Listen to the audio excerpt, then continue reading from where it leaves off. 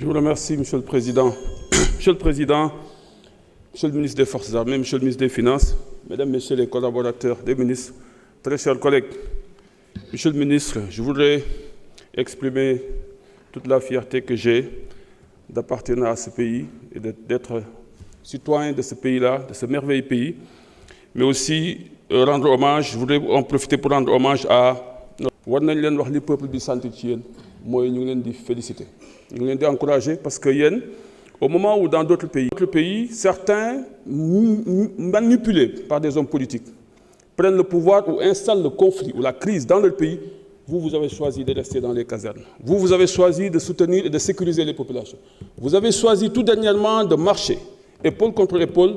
avec le chef de l'État, chef suprême des armées. Cela a rendu fiers tous les Sénégalais. C'était beau. C'était vraiment beau de vous voir aux côtés du président de la République. Nous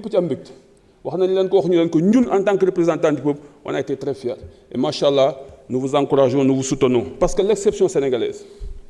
c'est une réalité, mais vous y avez contribué.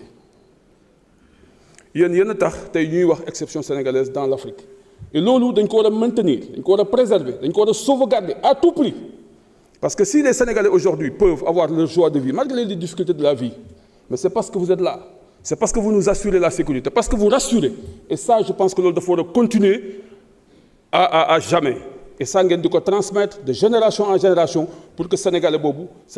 continue de être ce que est une exception. Je suis un peu tafsir. Je suis un peu di xam ndax ñun est-ce que liñ ñu bàyyee ñaan boobu ndax ñun dañ ko mën a sauvegarder yéen nag da ngeen ci am responsabilité mooy que ñoom ñu toog ak ñañ fa nekkal xamu ñu fa nekkal mën nañ nekk ay yeneen nationalité mais ñu nga naan ñoon xoolal suñu réew ma ñu nga ne ñu ngi ci jàmm boobu ba léegi macha allah kon donc comme ñaan dañ koy dimbali gën leen taxaw gën a renforcer wu pour que sécurité bi gën a am pour que exception boobu nga xamante ne moom lañ nekk mu cher ñu trop man personnellement daf ma cher moom mën a continuer ñu mën di ko dund maintenant nag vous faites face à des défis qui sont énormes sous région bi gis nga ni mu mel ñun dañu jox suñu bopp mission wax naa fii nag keroog monsieur le ministre des affaires étrangères que ni ko yow suma frère nga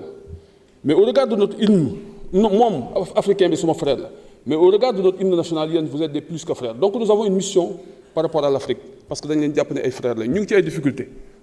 nos voisins que ça soit le Mali que ça soit la Guinée-Bissau que ça soit la Guinée-Conakry que ça soit te ñooñu ñëpp c'est des pays stratégiquement importants pour nous du point de vue économique mais du point de vue sécuritaire par conséquent yéen am ngeen ay défis yoo xam war ngeen ko relever dans ce sens-là beneen bi ci topp mooy les ennemis invisibles le terrorisme war nañ leen gën a renforcer pour que ngeen gën ko bàyyi xel parce que boobu ba léegi ñëwaguñu Sénégal donc jàpp naa ni yéen a ngi ciy liggéey maintenant plus spécifiquement le vol de bétail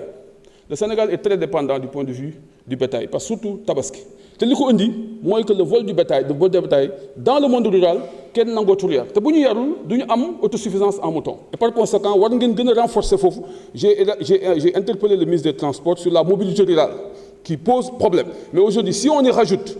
les difficultés d'accès à l'électricité les difficultés d'accès à l'eau et maintenant le vol de bétail dafay mujj compliquer nit ñi dund dans le monde rural et par conséquent dafay am ay conséquences ci sunu dund